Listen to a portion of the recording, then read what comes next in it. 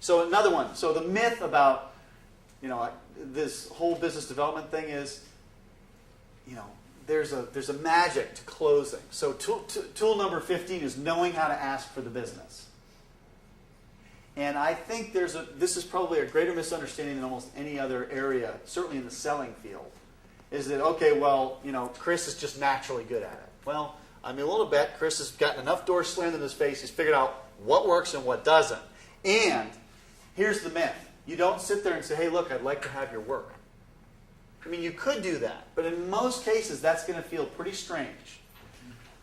What you want to do instead is get in the habit of asking questions. Once you've found that you've had a great meeting, you've gone through all this prep, the way you would do it is to say, well, you know what? And it could be the way Peter just described, or it could be, I think I got a pretty good sense as to what it is you're after, and you might even tell them, what would you suggest is our next step?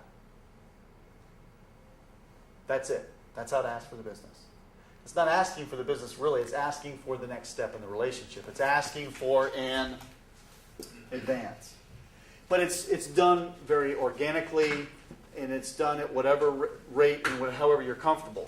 The beautiful part about asking questions like, well, where do we go from here?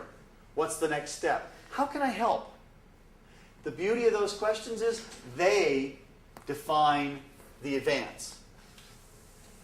They'll tell you, or you'll get real-time report card.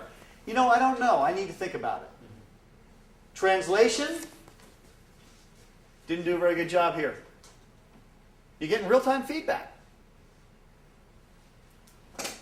in the meeting.